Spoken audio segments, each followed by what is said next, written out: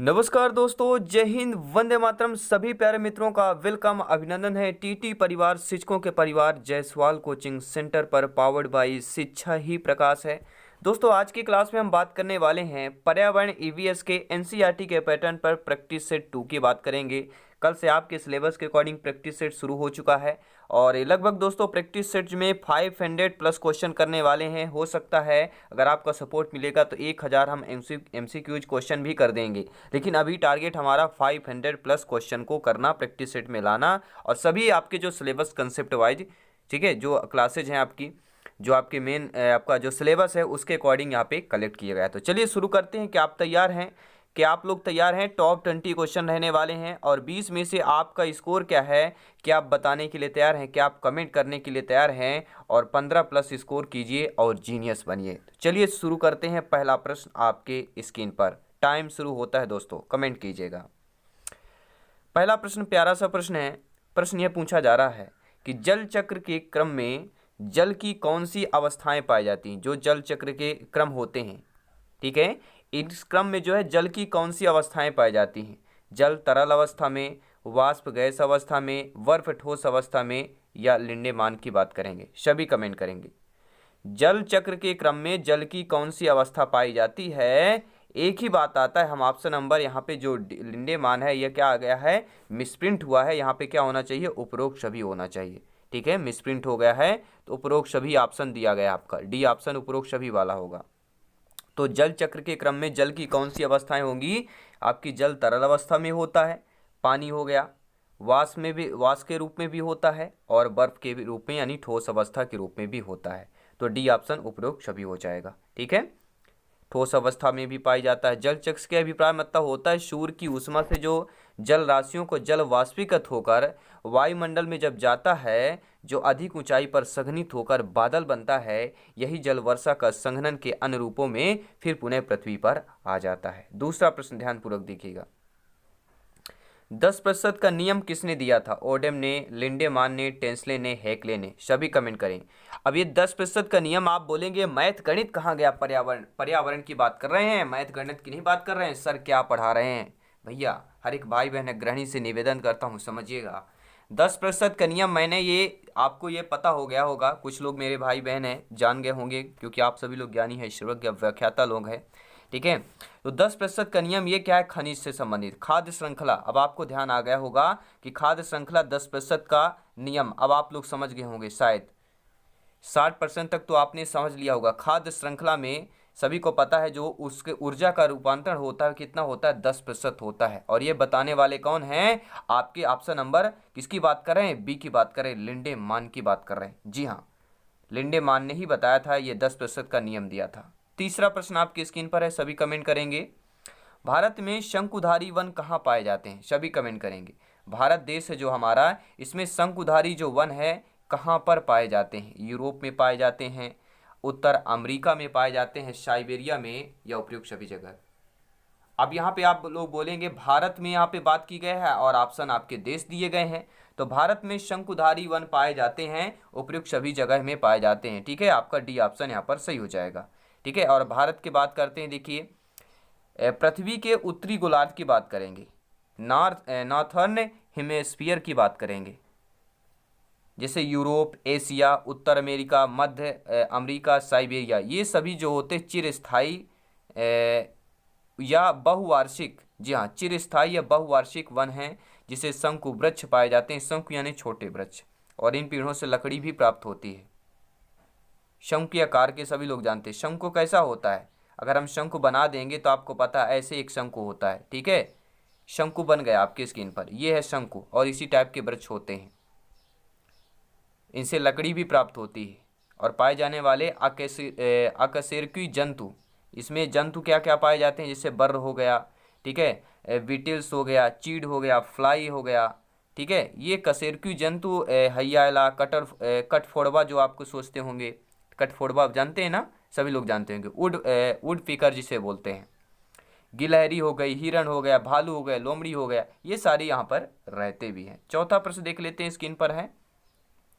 चौड़ी पत्ती वाले पतझड़ वन कहाँ पर पाए जाते हैं? सभी का कमेंट। आज आपको 20 में से 15 प्लस का स्कोर करना ही करना है, जीनियस आज बनना ही बनना है। जी हाँ, आपने अभी तक सालों से मेहनत, सालों से प्रिपरेशन, रिवीजन करते आ रहे हैं, इस प्रैक्टिस सेट का धुआं उड़ा देना है आज। चौड़ी पत्ती वाले पतझड़ वन कहाँ पर पाए जाते हैं? यूरोप, जापान, ऑस्ट्रेलिया, उपयुक्त सभी पर। देखिए, जब भी चौड़ी पत्ती की बात करते हैं, ऑप्शन नंबर हम किसकी बात करेंगे? डी की बात करेंगे सभी जगह पर। देखिए, चौड़ी पत्ती वाले जो पतझड़ वन होते हैं, यूरोप, जापान, ऑस्ट्रेलिया, पूर्वी अमेरिका में पाए जाते हैं। ये गर्मियों में क्या होते हैं दोस्तों? गर्म तथा जाड़ों में ठंडे होते हैं, ध्यान दीजिएगा। और तथा इनमें वर्षा अधिक होती है। और जाड़ों में क्या होता है? इनकी पत्तियां झड़ जाती हैं और इसलिए इन्हें पतझड़ वन भी कहा जाता है। और गर्मियों में इनकी पत्तियां चौड़ी हो जाती हैं और जाड़ों में दिन छोटे तथा ठंडे होते हैं और हवा भी इसमें शुष्क रहती है, इसलिए वाष्पोत्सर्जन तेजी से होता है। पांचवा प्रश्न देख लेते हैं, सभी कमेंट करेंगे। वायुमंडल के सबसे ठंडी परत कौन सी है? समताप मंडल, क्षोभ मंडल, मध्य मंडल, आयन मंडल। तो वायुमंडल की सबसे ठंडी परत की बात करेंगे। आपका कमेंट, आपका ओपिनियन, आपका फीडबैक क्या कहता है, सभी कमेंट करेंगे। वायुमंडल की सबसे ठंडी परत दोस्तों कौन सी है? आपका जवाब, आपका फीडबैक आ चुका है। जब भी ठंडी की बात करें, हम बात करें मध्य मंडल की बात कर रहे हैं। किसकी बात कर रहे हैं दोस्तों? मध्य मंडल की बात कर रहे हैं। वायुमंडल के सबसे ठंडी परत मध्य मंडल होती है। यह परत 50 से 80 किलोमीटर के मध्य होती है। यह वायुमंडल हमें उल्काओं से बचाती है। इसी तरह वायुमंडल की सबसे महत्वपूर्ण परत क्षोभ मंडल होती है। यह पृथ्वी के वायुमंडल की 5 परतें, जैसे क्षोभ मंडल सबसे नीचा, फिर समताप मंडल, मध्य मंडल, आयन मंडल और बाह्य मंडल सबसे ऊपर का मंडल होता है। छठवां प्रश्न आपकी स्क्रीन पर है, सभी कमेंट करेंगे। प्रश्न क्या है? वायुमंडल के सबसे महत्वपूर्ण परत दोस्तों कौन सी है? समताप मंडल, क्षोभ मंडल, मध्य मंडल, आयन मंडल। सभी कमेंट कीजिएगा, सभी फीडबैक कीजिएगा। जिनका सपना है गवर्नमेंट जॉब पाना, सभी कमेंट करेंगे। वायुमंडल के सबसे महत्वपूर्ण परत की बात कर रहे हैं। एक ही जवाब, एक ही ऑप्शन की बात करेंगे। ऑप्शन नंबर बी की क्षोभ मंडल की बात कर रहे हैं। वायुमंडल की सबसे महत्वपूर्ण परत क्षोभ मंडल। पृथ्वी के वायुमंडल की 5 परतें होती हैं। क्षोभ मंडल जो सबसे निचली परत होती है, फिर इसके बाद समताप मंडल, फिर तीसरा मध्य मंडल, आयन मंडल, फिर होता है बाह्य मंडल। क्षोभ मंडल यानी कि ट्रोपोस्फियर वायुमंडल की सबसे नीचे का भाग है, जो धरातल से लगभग 16 किलोमीटर की ऊंचाई एवं ध्रुवों पर 10 किलोमीटर की ऊंचाई तक पाया जाता है। और इस भाग में जलवाष्प, धूल कण, भारी गैसें आदि अधिक पाई जाती हैं। ये भी ध्यान देना है। प्रश्न आ सकता है, जलवाष्प, धूल कण, भारी गैसें अधिक किस आपके मंडल में पाई जाती है? तो क्षोभ मंडल में पाई जाती है। ये आपको ध्यान देना है।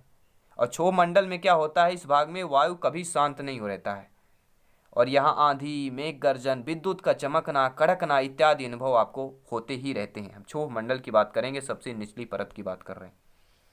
अगला प्रश्न है, वायुमंडल की परतें दोस्तों कितनी होती? अभी हमने जस्ट पिछले ही क्वेश्चन में बात की, इसलिए डिफिनेशन लेके आते हैं। अब आपको लगेगा ये सारा इतना बड़ा डिफिनेशन सर क्यों बताते हैं? कोई जल्दी नहीं बताता भैया, हम बताते हैं। इसका रीजन क्या है? हमारा मतलब ये नहीं हमें एक क्वेश्चन कंप्लीट करना है। हमारा मतलब दोस्तों यह है, एक क्वेश्चन से कितने कंसेप्ट या कितने क्वेश्चन इससे रिलेटेड बन सकते हैं, ये हमें क्लियर करना, पूरी तैयारी करना है, तभी सिलेक्शन मिलेगा। और हमारा जो सपना है 30 ऑफ 30 लाना, और 30 ऑफ 30 लाएंगे, हर सब्जेक्ट में लाएंगे और आउट ऑफ 150 में 120+5 का स्कोर क्रैक करेंगे और सिलेक्शन आंधी तूफान आपका क्षोभ मंडल भी नहीं रोक पाएगा। अगला प्रश्न है, वायुमंडल की परतें कितनी होती हैं? मैंने पिछले क्वेश्चन में बताया 5 परतों की बात कर रहे हैं। अगला प्रश्न देख लेते हैं, इंपॉर्टेंट प्रश्न है। पर्यावरण का शाब्दिक अर्थ दोस्तों क्या होता है? जी हाँ, जलमंडल होता है जिससे संपूर्ण जगत घिरा हो, वायुमंडल होता है या स्थल मंडल होता है। सभी जानते ही पर्यावरण के शाब्दिक अर्थ की बात कर रहे हैं, इन्वायरमेंट की बात कर रहे हैं, हमारे चारों तरफ के आवरण की बात की जा रही। दोस्तों एक ही ऑप्शन आएगा, जिससे संपूर्ण जगत घिरा हो। पर्यावरण यानी कि आवरण, आवरण मतलब घिरा हुआ, तो जिससे संपूर्ण जगत घिरा है वही हमारा इन्वायरमेंट है, वही हमारा आवरण है, वही हमारा पर्यावरण है। अगला प्रश्न देख लेते हैं, स्क्रीन पर है, सभी कमेंट करें, फीडबैक करें, अपना अपना स्कोर कमेंट कीजिएगा। मनुष्य का वैज्ञानिक नाम क्या है?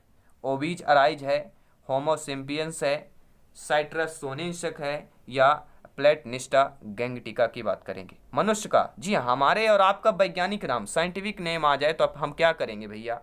इंग्लिश में सभी लोग जानते हैं, मैन ओमेन हो गया, ठीक है। अगर यही चीज़ हमें साइंस में पूछ लिया गया, क्योंकि विज्ञान एक ये आपका पर्यावरण की पूरा ईवीएस है, सामाजिक विज्ञान इसी में है, विज्ञान भी इसी में है, सोशल साइंस, ठीक है, सारे आपके पूरा पार्ट ही होता है ईवीएस में। तो मनुष्य का वैज्ञानिक नाम ऑप्शन नंबर की बात कर रहे हैं, होमो सैपियंस की बात कर रहे हैं। 10वां प्रश्न देख लेते हैं, स्क्रीन पर है, सभी कमेंट करेंगे। जी हाँ, बहुत बहुत धन्यवाद सभी का।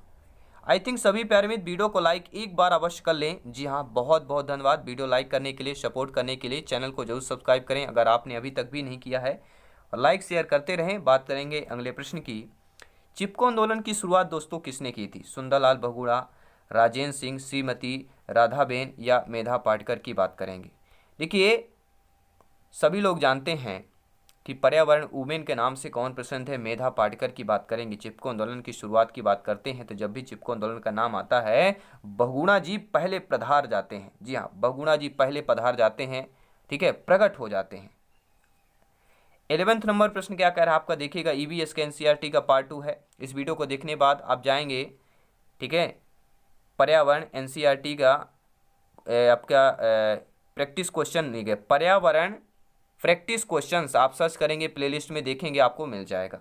पर्यावरण संरक्षण अधिनियम कब पारित हुआ था? 1 अप्रैल 1975, 23 मई 1986, 13 जून 1985 या 23 मई 1987? आपका कमेंट क्या कहता है? आपका फीडबैक, आपका ओपिनियन क्या कहता है कि पर्यावरण संरक्षण अधिनियम 23 मई 1986 को पारित हुआ था? बी ऑप्शन करेक्ट कीजिएगा। अगला प्रश्न देख लेते हैं, पर्यावरण संरक्षण अधिनियम कब बनाया गया था? कब बनाया गया? 1986 में बनाया गया था। और पारित कब हुआ? सभी लोग जानते हैं, 23 मई 1986 को पारित हुआ। भारत में पर्यावरण सुरक्षा अधिनियम 1986 में बनाया गया। पर्यावरण संरक्षण अधिनियम संसद द्वारा 23 मई 1986 को पारित किया गया और संयुक्त राष्ट्र के मानवीय पर्यावरण सम्मेलन में जो जून 1972 में स्टॉकहोम में हुआ था, जिसमें भारत ने भाग लिया था, और यह निश्चित किया गया कि मानवीय पर्यावरण के संरक्षण और सुधार के लिए समुचित कदम उठाए जाएं, और इसी दिशा में यह अधिनियम बना था। दोस्तों, अगला प्रश्न देखते हैं। सभी कमेंट करें, फीडबैक करें, कमेंट बॉक्स बिल्कुल खुला हुआ है, ओपन है, ठीक है, सभी कमेंट करें। ग्रीन हाउस गैसें दोस्तों कौन सी होती हैं? कार्बन डाइऑक्साइड, हम CO2 की बात कर रहे हैं। मीथेन, हम CH4 की बात कर रहे हैं। नाइट्रस ऑक्साइड की बात करेंगे, ठीक है, N2O की बात कर रहे हैं, या उपरोक्त सभी। देखिए, आपकी जो तीनों गैसें हैं ग्रीन हाउस गैसें कहलाएंगी। डी ऑप्शन आपका सही हो जाएगा। अगला प्रश्न दिया गया कि आयन मंडल की ऊंचाई कितनी होगी? सभी कमेंट करेंगे। जी हाँ, मैं कमेंट रीड कर पा रहा हूँ। हर एक भाई बहन है गृहिणी का, जिनका सपना है गवर्नमेंट टीचर बनना, अध्यापक बनना, जयसवाल सर सभी को नमन करते हैं। सभी मित्रों को जय हिंद, वंदे मातरम। दोस्तों, आयन मंडल की जब भी बात की जाती है एक ही ऑप्शन आता है। हम ऑप्शन नंबर किसकी बात कर रहे हैं? Option number 640, option number B की बात कर रहे हैं। देखिए, आयन मंडल की ऊंचाई 640 किलोमीटर है, यानी मध्य मंडल के ऊपर 80 से लेके 640 किलोमीटर तक का आयन मंडल, यानी किसको बोलते हैं? सभी लोग बताएं। इनोस्फीयर की बात करें, कब विस्तार होता है, आयन मंडल की बात करेंगे। आयन मंडल ताप मंडल का जो है सबसे निचला भाग होता है। ताप मंडल का सबसे निचला भाग कौन होता है? तो वह आयन मंडल होता है, और इसमें विद्युत अवशोषित कणों की अधिकता होती है। प्रश्न आ गया, विद्युत आवेशित कणों की अधिकता किस मंडल में होती है? आपका जवाब होना चाहिए आयन मंडल पर होती है। और प्रश्न आ गया कि इस भाग में विस्मयकारी विद्युत व चुंबकीय घटनाएं कहां पर घटित होती हैं, किस मंडल पर? तो आपको बता देना, आयन मंडल की बात करेंगे, ताप मंडल की बात करें। तथा ब्रह्मांड में किरणों का परिलक्षण भी होता है, और रेडियो तरंगे इसी मंडल से परिवर्तित होकर संचार को संभव बनाती। हम बात करें आयन मंडल की बात करेंगे। 15वां प्रश्न दोस्तों आपके स्क्रीन पर है, समताप मंडल की ऊंचाई कितनी होती है? 30 किलोमीटर, 50 किलोमीटर, 70 किलोमीटर या 90 किलोमीटर? अभी हमने बात किया, जस्ट पिछले ही क्वेश्चन में बात किया। हम समताप मंडल की जब भी बात करते हैं एक ही ऑप्शन आएगा, 50 किलोमीटर, ध्यान देना है। क्षोभ मंडल जब भी आ जाए 16 किलोमीटर, यह ध्यान देना, 16 से 20 की बात करेंगे, ठीक है। समताप मंडल 50 किलोमीटर्स, यानी बी ऑप्शन आप लोगों का सही हो जाएगा। और समताप मंडल को ही क्या बोलते हैं? सभी लोग बताएं। स्ट्रेटोस्फियर भी बोलते हैं इसी मंडल को। ये क्षोभ मंडल के ऊपर ऊपरी परत कहलाती है, क्षोभ मंडल के ऊपर वाला भाग कहलाता है। इसकी ऊंचाई विषुवत रेखा से 18 किलोमीटर से लेकर 50 किलोमीटर तक पाई जाती है, और इस मंडल के ऊपरी भाग में ओजोन अधिक मात्रा में पाया जाता है। प्रश्न आ गया किस मंडल के भाग में ओजोन अधिक मात्रा में पाया जाता है? ऊपरी भाग में आपका समताप मंडल। जी हाँ, समताप मंडल के ऊपरी भाग में सबसे ज्यादा ओजोन पाया जाता है और ओजोन परत के नाम से इसे ही स्ट्रेटोस्फियर के नाम से समताप मंडल जाना जाता है। सभी कमेंट करेंगे। जी हाँ, महत्वपूर्ण 5 प्रश्न और हैं। जैसा आपको सभी को पता होगा, ज्ञात होगा कि 20 क्वेश्चन है इस प्रैक्टिस सेट में लेकर आए हैं। सभी कमेंट करेंगे। अगला प्रश्न है दोस्तों, समताप मंडल की खोज किसने की थी? रिचर्ड असमन ने, लियोन ने, उपयुक्त दोनों ने, पीटरसन ने, किसने किया था? तो समताप मंडल की खोज रिचर्ड असमन एवं लियोन दोनों ने किया था, अर्थात हमारा सी ऑप्शन उपयुक्त दोनों सही हो जाएगा। समताप मंडल की खोज रिचर्ड आसमन और लियोन ने दोनों ने किया था। कब किया था? 1902 में किया था। और समताप मंडल वायुमंडल के क्षोभ मंडल के ऊपर पाया जाता है। अब आप कंफ्यूज हो गए। समताप मंडल जो है वायुमंडल में क्षोभ मंडल सबसे निचला परत हो गया और समताप मंडल कितना हो गया? दूसरा वाला परत है। और समताप मंडल की ऊंचाई अभी हमने बात किया 18 से लेके विषुवत रेखा पर अगर देखें 18 किलोमीटर से 50 किलोमीटर तक होती है। और इस मंडल में ओजोन परत पाई जाती है, सभी लोग जानते हैं। ठीक है, ओजोनोस्फीयर भी इसीलिए कहा जाता है। अगला प्रश्न देख लेते हैं।